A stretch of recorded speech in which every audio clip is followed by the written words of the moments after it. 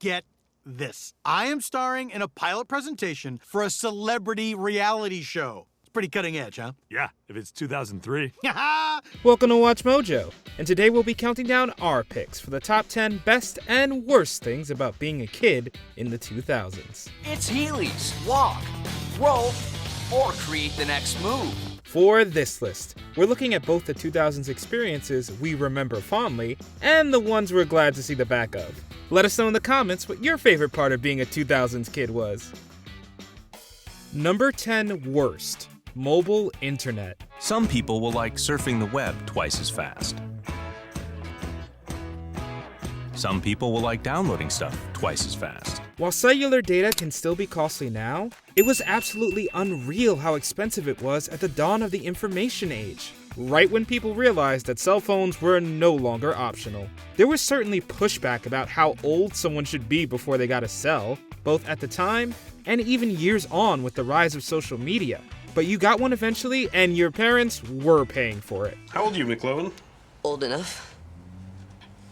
Old enough for what? It's a party. That's why the panic kids felt when they accidentally opened the phone's web browser was so profound. Worse, phones were so slow that it took the browser an age to close, after which your parents would get a mile-high bill because you looked at Google for 2 seconds. By the way, you may have to become a full-on prostitute because our phone bill was $7,000. Number 9 best. Creepypastas.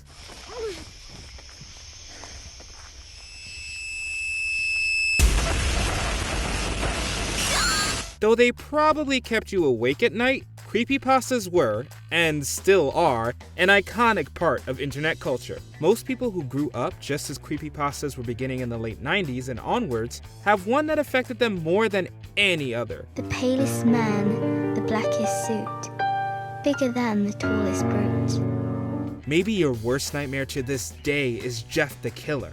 Maybe you still think about Ben Drowned every time you hear someone mention Majora's Mask. Or maybe you're haunted by the Slender Man.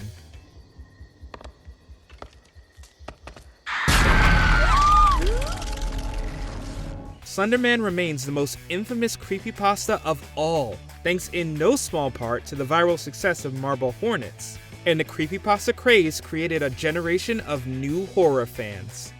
Number 8 worst. The heated Team Edward / Team Jacob debate. The first Twilight novel was released in 2005, and the first movie came out in 2008, right at the end of the decade. How old are you? 17.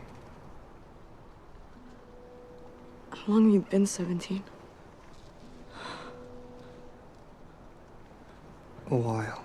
The hype around Twilight was completely inescapable, with equal numbers of people building entire personalities around either loving it or hating it. Vampires, werewolves, and romance. You are the person that's been emailing me about Twilight. I thought you would be younger.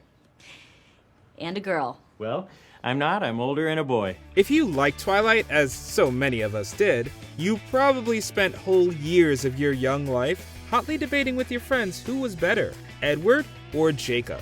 Though, in hindsight, neither of them is a particularly good boyfriend. Bella!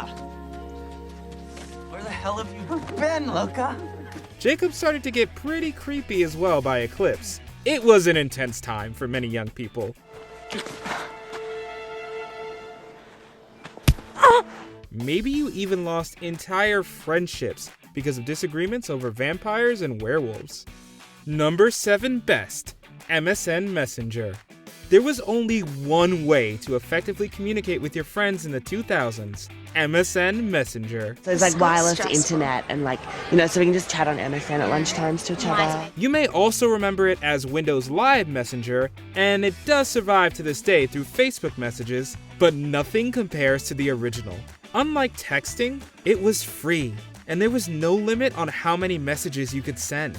And who can forget the universal experience of sending your crush a heartfelt confession only to pretend your account was hacked when they rejected you? I've never seen a ogre cry.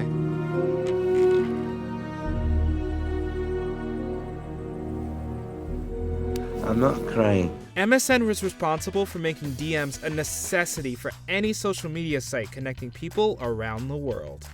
Number 6 worst. Minutes. If you thought paying for half a second of internet use was bad, wait until you remember the pain of having a limited number of minutes and text each month. The whole world is watching this!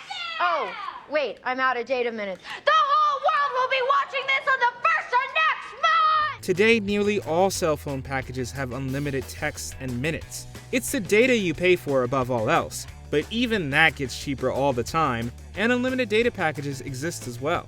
But back then, you'd basically never be able to call anyone except your parents in an emergency because of the fear of running out of minutes. Hello, may I please speak to Taylor Waddell? She's not home yet. Who's calling?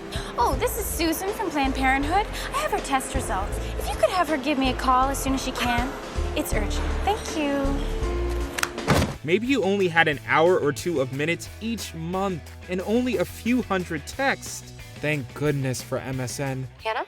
My parents took my cell phone, so don't call it. Okay. Your parents took her phone. Number 5 best, Heelys. Freedom is a wheel in your soul. It's Heelys, and it's all about fun. With skateboarding and rollerblading rising in popularities in the 90s and early 2000s, it was only a matter of time before somebody decided to put wheels in regular sneakers. I'm wearing Heelys. They're shoes with wheels. For efficiency purposes, now I can be serious faster. You can also go nowhere faster. That's exactly what Roger Adams did when he created Heelys in '99. Sneakers with built-in wheels that became a worldwide fad. Heelys were awesome, but eventually, parents and teachers became convinced that they were dangerous. And honestly, they weren't wrong. Hey, what did I say about you wearing your Heelys inside? There was real evidence that they could cause accidents and falls in many countries, which contributed to their decline. 10-week period, they had 67 kids come in with Heely-related injuries, everything from hurt wrists, broken ankles, cracked skulls. But for a while, everybody had or desperately wanted Heelys. Number 4 worst, reality TV. It's still a giant genre of TV years on, with the likes of Love Island taking over the world. But reality TV was new and ruthless in the 2000s. A 34-year-old real estate developer from Chicago, Illinois, Mel Platsky.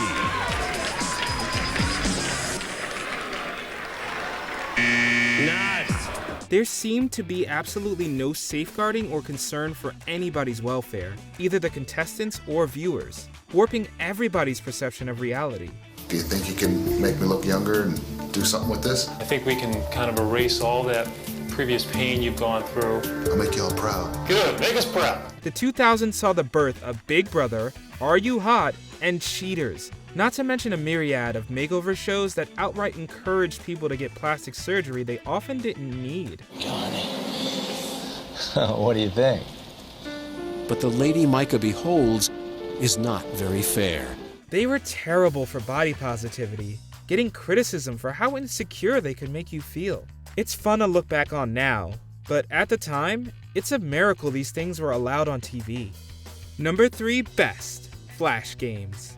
When you were bored in class and had access to a computer, Flash games came to the rescue. Who can forget the stress of hastily closing a tab so your teacher didn't catch you playing Happy Wheels, Run, or Bloons Tower Defense? There were so many great Flash games that it's likely every single person had a different favorite and a different one they kept playing even when they got home. Some Flash games were even more fun than mainstream console and PC games. This is the best game ever! Plus, try as you might, you just couldn't take your PS2 to school and shirk off math class with GTA 3. John, you can't! Don't tell me what I can't do. Number 2 worst, Scary Maze Game. Speaking of games, there was one that stood a cut above the rest and well and truly traumatized an entire generation. Scary Maze Game. It was a simple maze you had to navigate by moving your mouse. Until the very end, where the maze got too narrow for your dot to make it to the end. When you inevitably touched the wall, you were subjected to this nightmarish jump scare. Though you were probably too young to have actually seen 1973's The Exorcist. I've seen The Exorcist about 167 times, and it keeps getting funnier every single time I see it! You knew enough about it to recognize Regan McNeil when she appeared at the end. To confront this cruel demon. Between that and the infamous relaxing car drive video, it's a wonder millennials and Gen Z ever use a computer again. Before we continue, be sure to subscribe to our channel and ring the bell to get notified about our latest videos. You have the option to be notified for occasional videos or all of them. If you're on your phone, make sure you go into your settings and switch on notifications. Number 1 best, Kids TV. Not only did 2000s kids get to grow up watching Aang's journey to master the 4 elements in Avatar: The Last Airbender, but they got the cream of the crop where TV in general was concerned.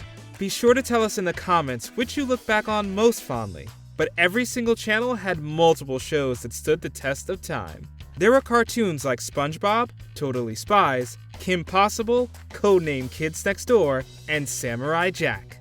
Back to the past, Samurai Jack. Watch it.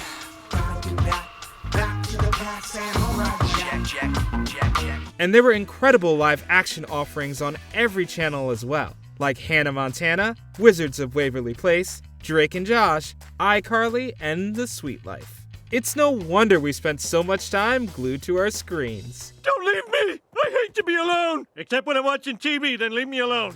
Do you agree with our picks? Check out this other recent clip from WatchMojo, and be sure to subscribe and ring the bell to be notified about our latest videos.